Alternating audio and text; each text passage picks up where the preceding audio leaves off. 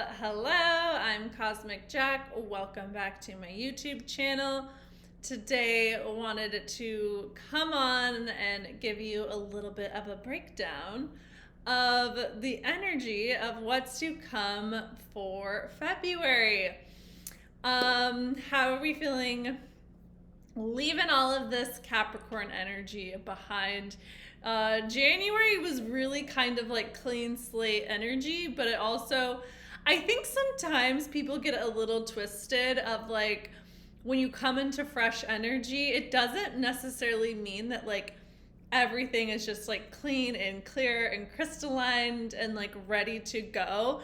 Because whenever you're ascending and you're upgrading and you're up leveling, the past always pops back up. And so when you can anticipate and always know that and expect that, like you always just have to clear things out from your past to make room for where you're going. And so I feel that January was this very much like this releasing energy, and it was like really intended for you to like now come into this like recalibrating energy that's happening in February.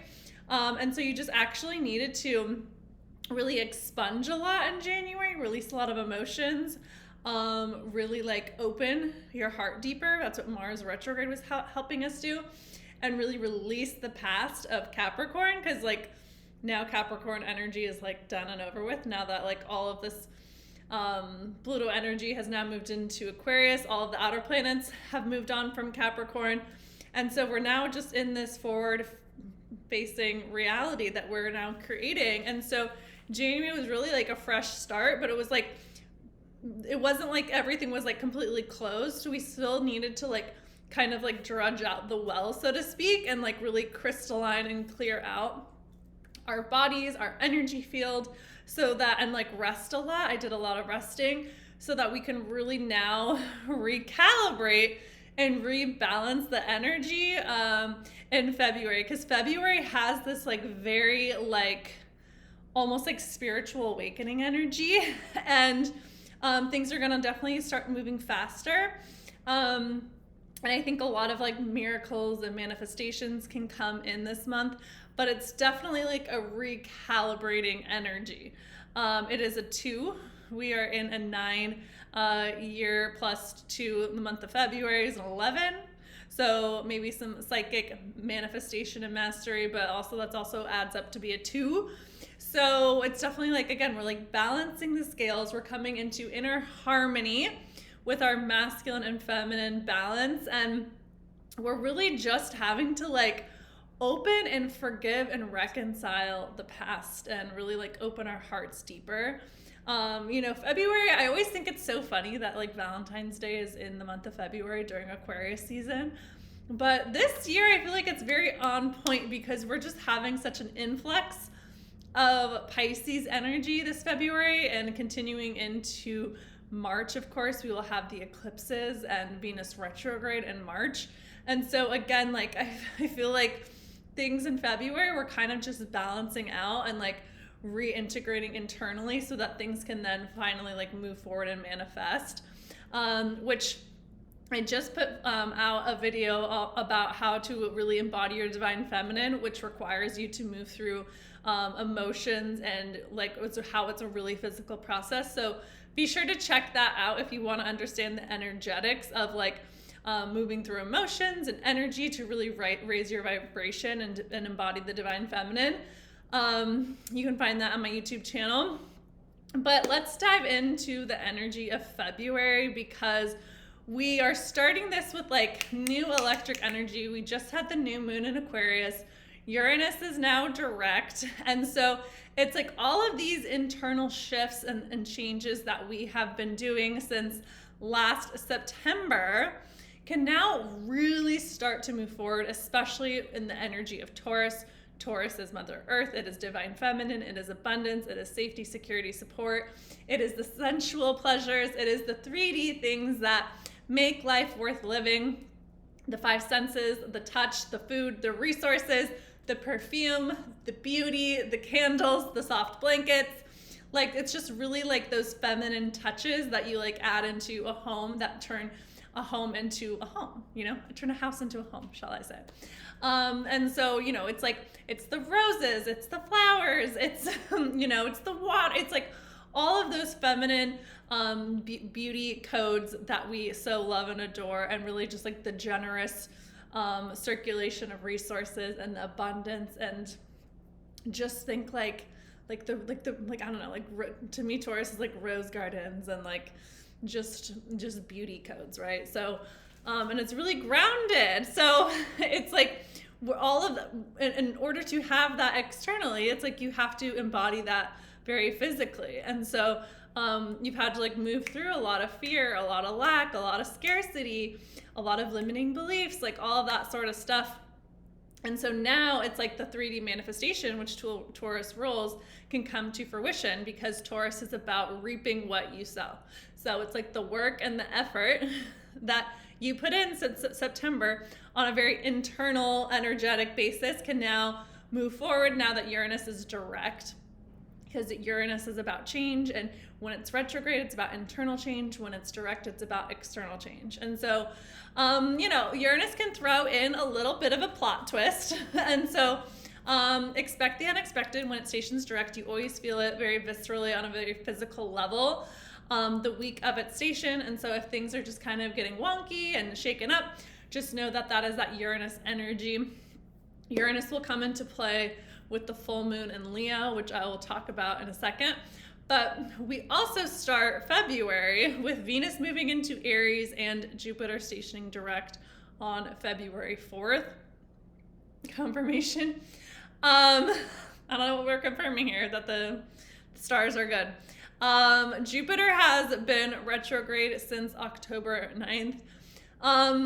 The Leo King always describes Jupiter retrograde as like the air being sucked out of the balloon, it kind of just like deflates the air in the room, because Jupiter is about expansion, it is about having fun, it is about going out there and like experimenting, and like more is more, and learning and adventuring and broadening your horizons. And it's just like is the jovial genie that wants to grant your every wish. And now since it's been retrograde, it's been like things haven't like maybe necessarily flown as well, or you know, really been as just like happy and fun and lively, and like, you know, Jupiter in Gemini is like the jester, not the gesture, the jester. It isn't the jester, Gemini is the hands, right? But it's like very much like the jokester. And so it's like now when it stations direct, it's like, okay, like our lower and our hive mind, our lower and our higher mind are really kind of like back online. Jupiter retrograde really has the energy, the mental energy go inward. And so it was a good time to really look at your beliefs, your thoughts, your mindset. Gemini rules the lower mind, but it's also the twin. And so it's like really like two sides of the same coin, the lower mind and the higher mind. And like both sides of the brain, right? I'm actually doing some research right now on if Gemini energies are always left-handed, because like every person that I know that is left-handed has Gemini energy. And it's like, yeah, because they're using the other side of the brain, right? They're using the right side. It's like the right side corresponds with the left side. And so it's like, that's just the energy of Gemini. Like they can just use their minds in different ways than everyone else. And their minds really just like operate at warp speed. And so they like need outlets and to have a lot of things, their hands in different places. And so now that Jupiter stations direct this week, it's like all of our ideas are able to actually like move forward. And our joy, our hobbies, our interests, like all these sorts of things are gonna start to like pick back up pace, and really like have a lot more like connection and community and our surroundings, and just being able to talk. I will say Jupiter gave me a big gift when Jupiter stationed retrograde on my moon. And so I'm really interested to see what kind of things are happening now that it is stationing direct, because that's just the energy of Jupiter. Jupiter loves to give gifts. It's like, here you go, you put in the work, you reap the rewards, like have fun with this gift. And So I'm very interested what's going to happen now that it's stationing direct, although it of course is not exactly on my moon because since it retrograded. But it's like now we just have all this like forward moving energy with our minds and our brains and our beliefs. And so, you know, things will just come more easy and flow in that mental space. And then we have the full moon in Leo on February 12th, right before Valentine's Day. If you're in Miami, I'm doing a talk at Soho House, Pool House. So come, you can message me on Instagram if you want to come hear that. We're doing a love and compatibility chat. And I'm like, of course it's under the full moon in Leo. Because Leo is all about love. It is about the heart. It is about your self-expression. And with it in Aquarius season, it's about your unique self, your authenticity. Aquarius and Leo is the axis of the love you give and the love that you receive. And so there's always just like some sort of heart exchange, right?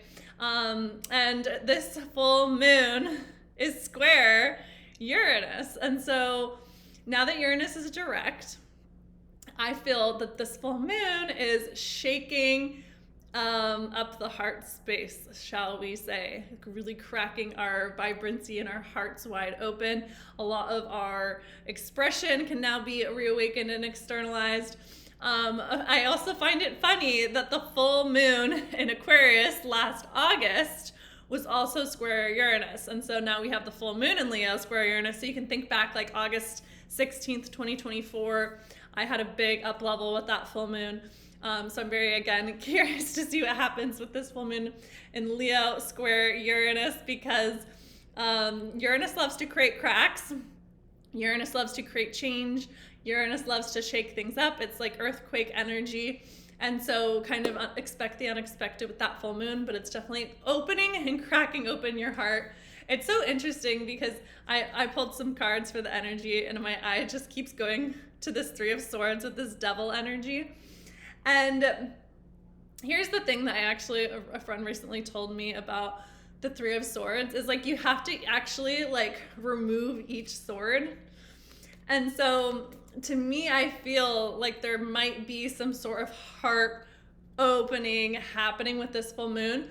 Mars is also retrograde in Cancer, so that's really why we've been feeling these kind of emotionally expunging energies with Mars retrograde in Cancer, because one, it's been opposing Pluto, which requires you to release like the deep emotions and fears and traumas of your heart, because Cancer rules like the inner heart, like your vulnerability, your needs, your emotional, or I guess like your emotional, I want to say like how you like get like emotionally like nurtured and satiated, how you get your emotional needs met. And so it really, Cancer initiates like the cycle of giving and receiving from like the heart space and the vulnerability of its heart. Whereas Leo goes and shoots it all out and is like, here's my love, like here I am, this is who I am, I love to give. And it's a lot more like extroverted, whereas Cancer energy is much more like close to the heart and the inner heart, like what it holds close to its heart and home. And then Leo is like, I'm gonna go give my love to everyone and anyone who wants it. But there is some sort of like, it's interesting. There is some sort of like, oh, I dropped it. So that's definitely a sign. Like there's like this like tenderness with this full moon. And of course the Six of Wands, that like Leo card. There is like kind of, this is gonna be like such a heart opening. Like the more you open your heart, like the more the gold that you can receive. But it's really helping us like explode our hearts open so that we can receive like the full capacity of like love and joy and happiness. So I just, you know, it's so interesting. Like I feel like it's going to be a joyful month. I really do, but it also, joy is vulnerable, right?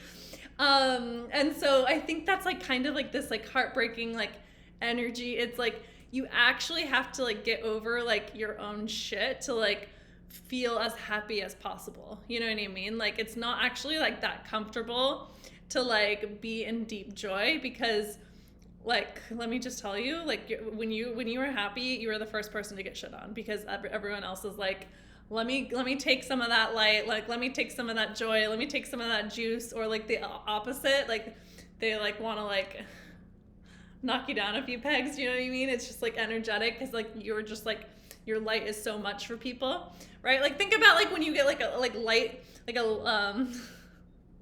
light shot, like show.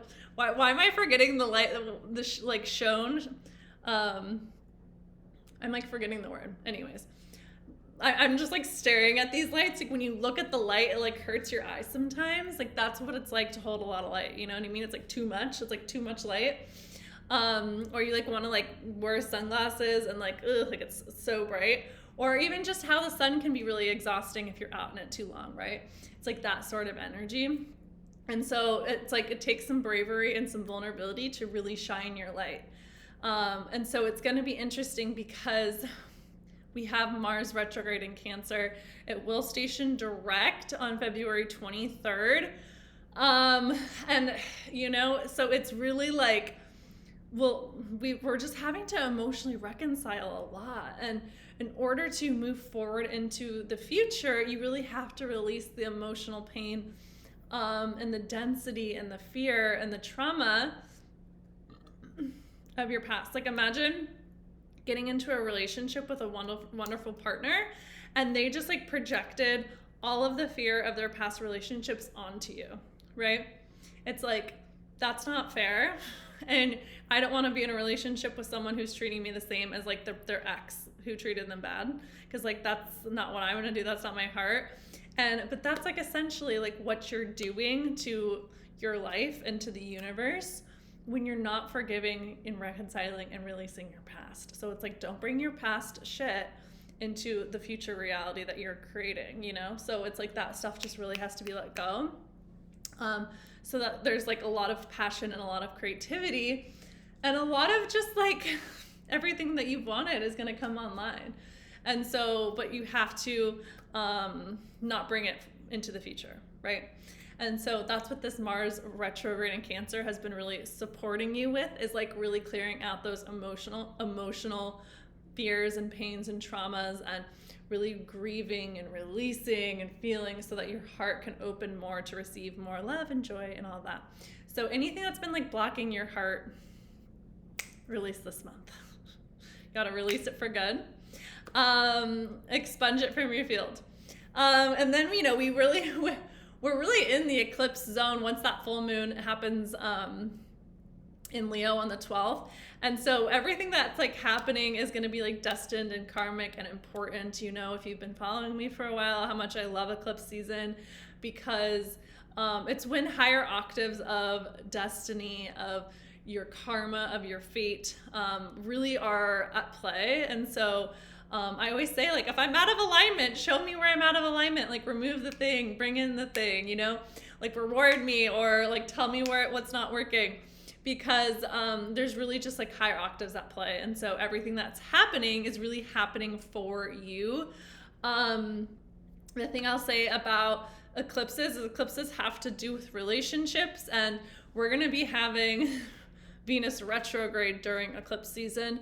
And so this is going to be like extra about relationships. Also too, that full moon square Uranus is about relationships, because whenever there is like a Uranus transit, it can deal with relationships. And so, and Leo is of course about love. So there's just going to be a lot of relationship energy moving forward.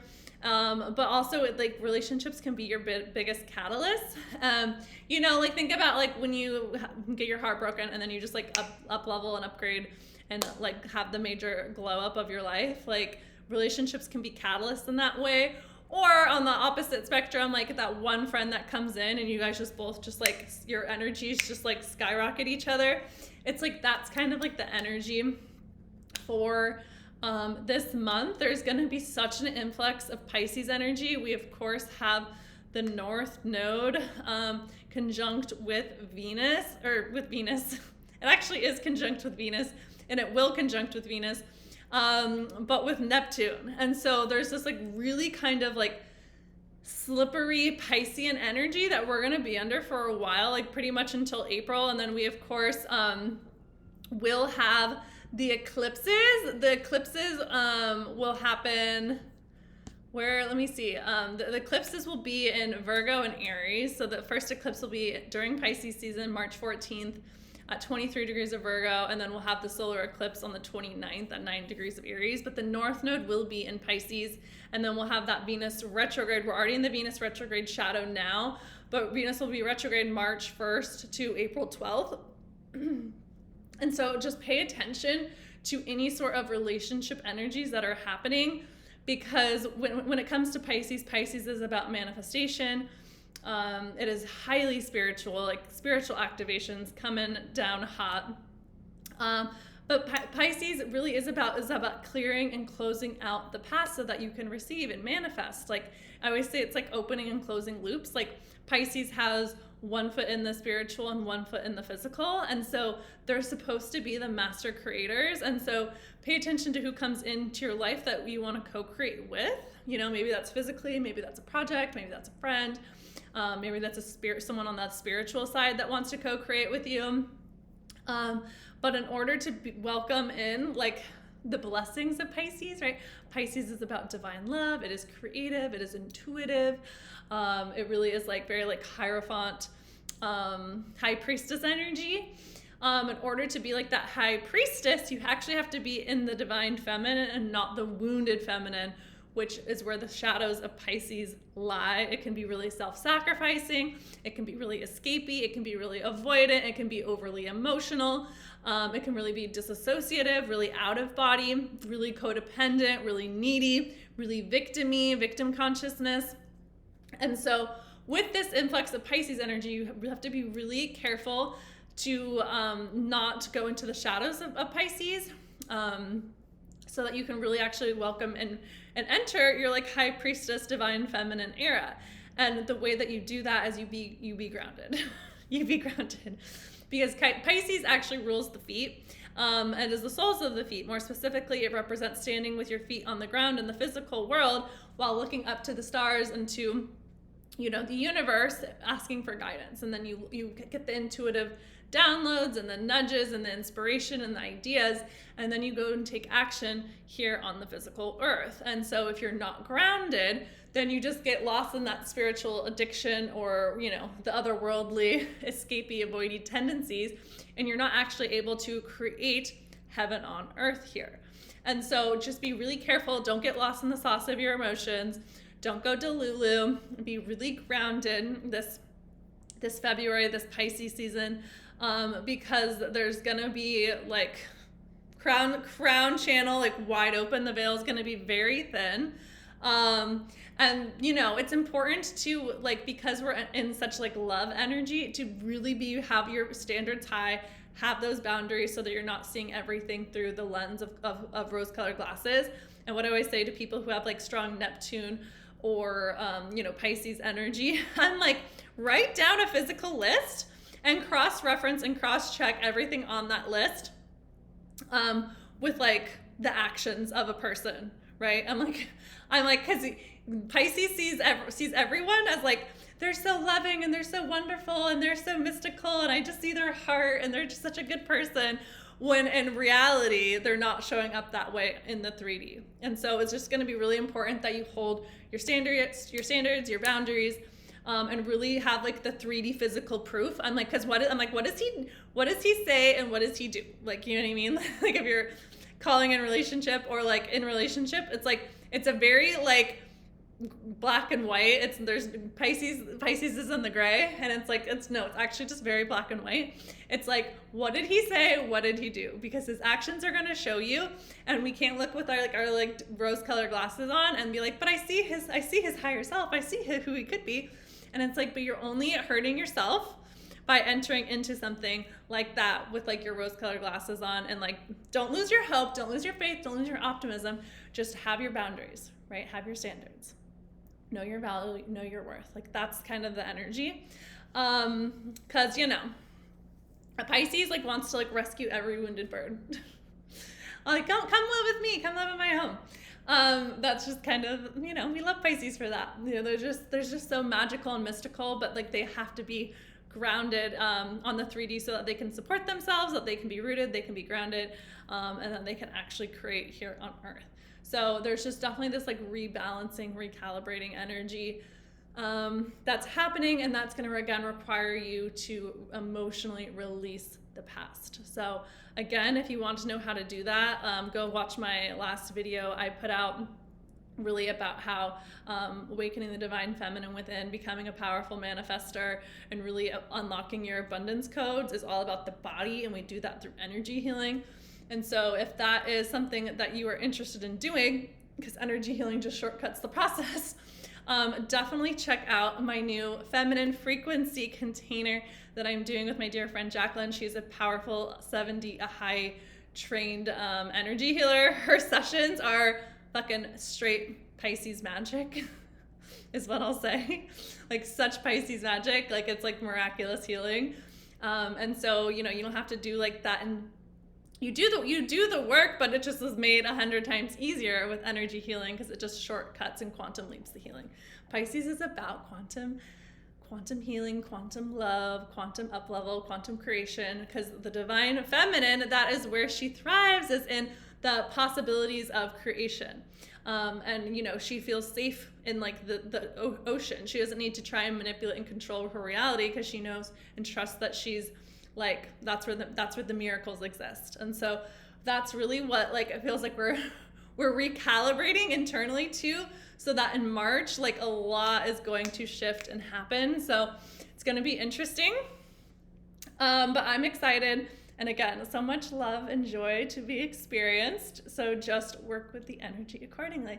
And I'll post all of the information about the feminine frequency in the show notes. I hope to see you in there. I can't wait. It's literally just going to be like so magical. We're having a full body glow up, because one of the things that like I really realized is like all of my clients have just like such glow ups when they're inside of my containers. And it's like, right, because like when you heal from the inside out, like the external is reflected back to your inside. So of course you're gonna physically glow up, right?